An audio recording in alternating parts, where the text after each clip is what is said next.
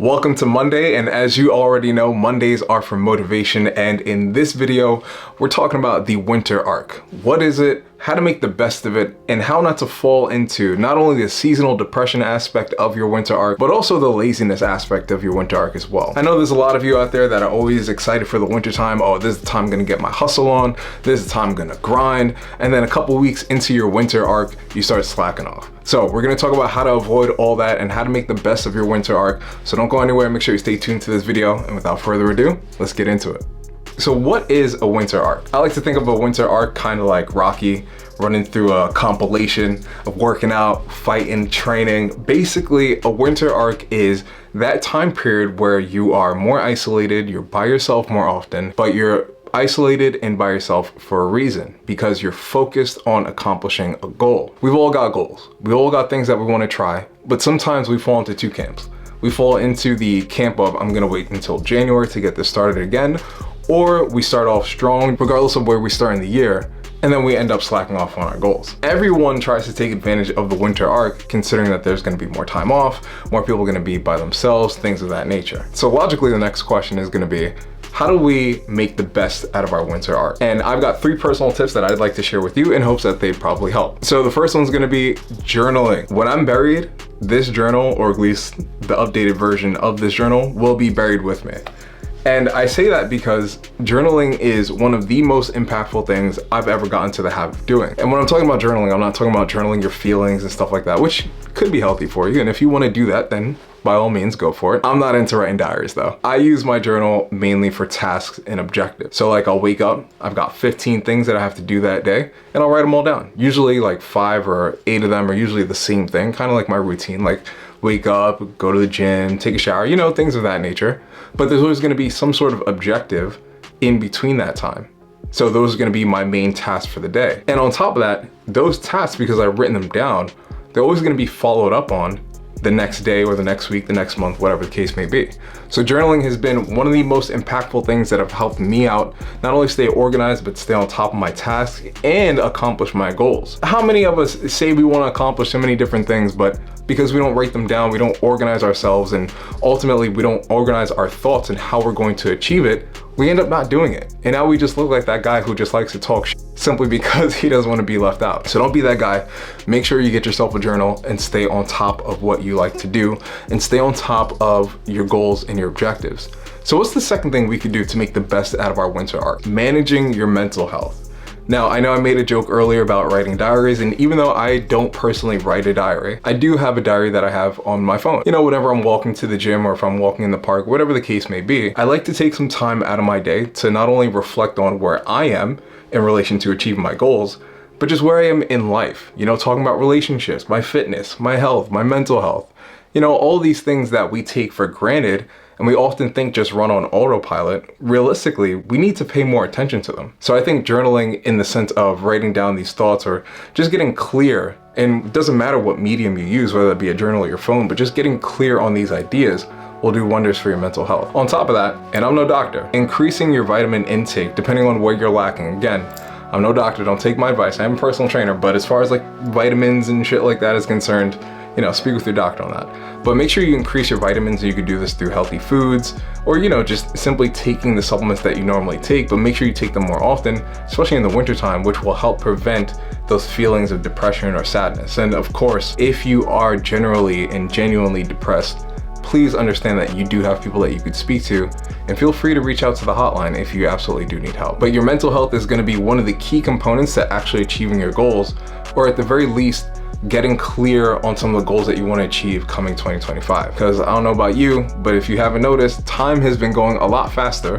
which I don't know if it's just the product of me getting older, but I don't know. I feel like when I wake up, it's already like 8 p.m., 9 p.m., 10 o'clock, already ready for bed. And you know, the days in the wintertime obviously get shorter as well. If you're on the East Coast like I am, it's getting dark at around like 4:30, 4:45. So you want to ensure that your mental health is up to par, especially with as the seasons change, which leads me to my third thing. Now, I know a lot of people don't like waking up early. I'm in the camp of waking up early. I wake up at 3:45 every morning, but as of recently, I've considered waking up a little bit earlier, probably at around 2:30, because I've realized when I'm up when the sun is up, that's when I'm the most productive. So I figure, why not get all of my work out of the way, whether that be content creation or submitting for roles or whatever the case may be.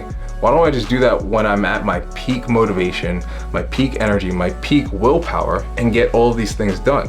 And then I'm relegated to the rest of the day to do whatever I want. Now, granted, this is the luxury of someone who works for themselves. Obviously, if you don't work for yourself, you're kind of relegated to being up and awake or doing whatever you need to do before your job.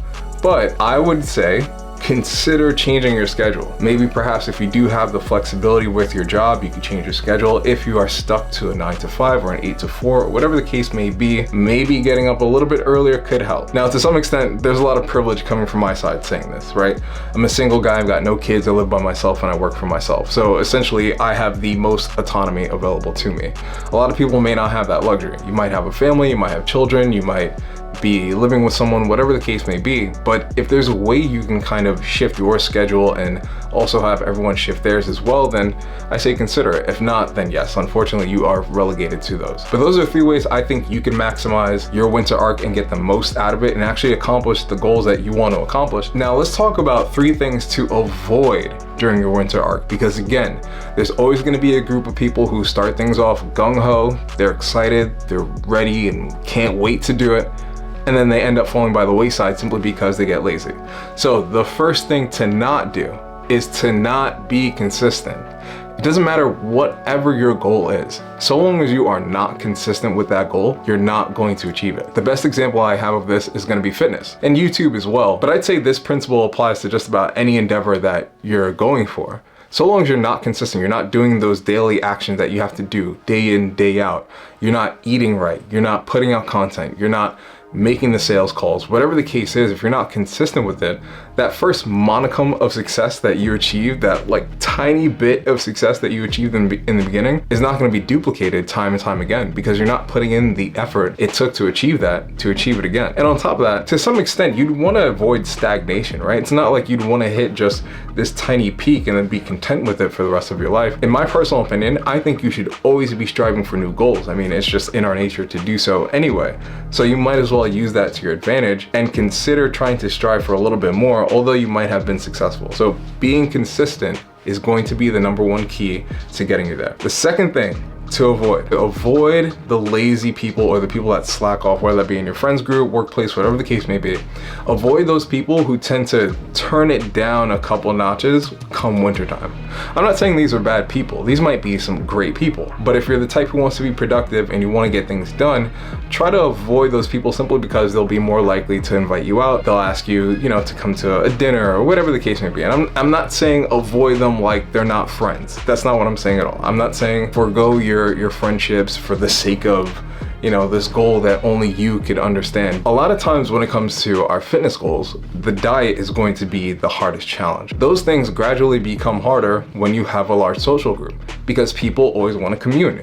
And how do we commune as individuals? Well, as humans, we like to sit around, either eat, drink, or whatever the case may be, but there's going to be some sort of element of that in there. Depending on what your goal is, you want to avoid people who enable you to slack off. So if they're inviting you over to dinner and like, hey, come over to dinner, we're going to have some dessert, whatever the case may be. Let's say it's a fitness goal, right? The last thing you would want is to then sit there and pile on a bunch of dessert onto your plate, knowing in the back of your mind that you have a weight loss goal. Hey, some people are gonna argue with me on this. I totally understand. It's the holiday season. You wanna go ahead and eat, go ahead and eat.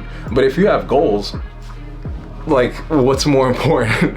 The cheesecake or losing the 15 pounds and like feeling better about yourself? Not that you may not look good at 15 pounds, but the point I'm trying to say here is don't be around people who are gonna allow you to fucking slack off, okay? And the third thing that you absolutely should not do during this winter arc is doubt yourself. I know, gonna be a little cheery here for a moment, but I just wanna illustrate an image for you, if I will. Imagine this. It is now March or April of 2025, and you decided this mid-November you were going to take on whatever goal or whatever objective you had seriously. I mean serious. Imagine if whatever you want, like let's say you want to lose 10 or 15 pounds, like imagine you started now, and then fast forward, it's now April 2025. Think of how much time that is in between, and you stuck to the goal and you got there.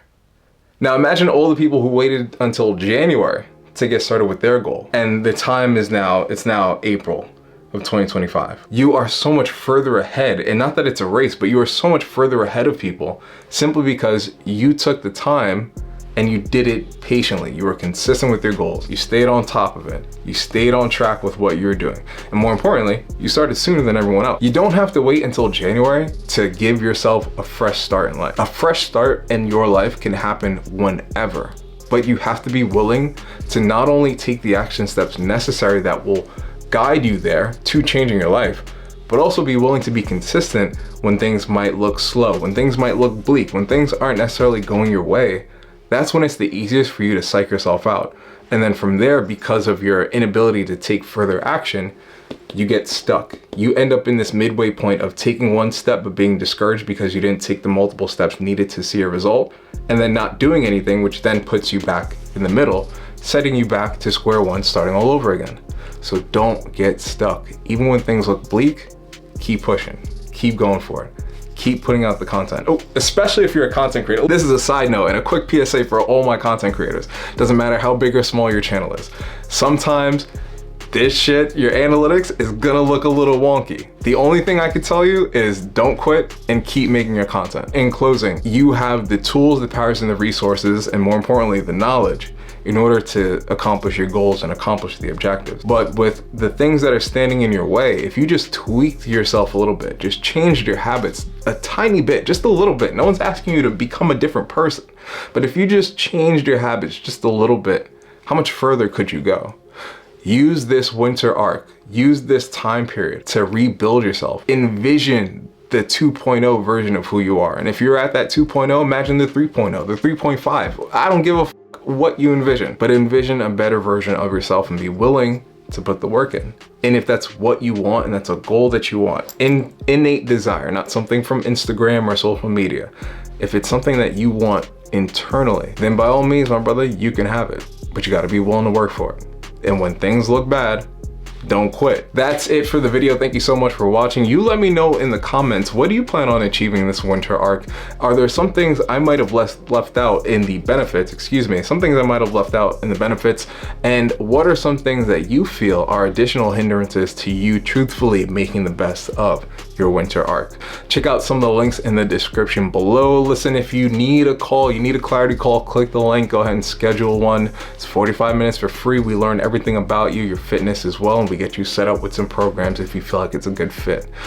Beyond that, if you found the video valuable, share this with a homie. Like, share, and subscribe. Make sure you hit the what is it called? The ring notification. Yeah, make sure you hit that fucking bell and whatever. I'll see y'all in another video. Peace.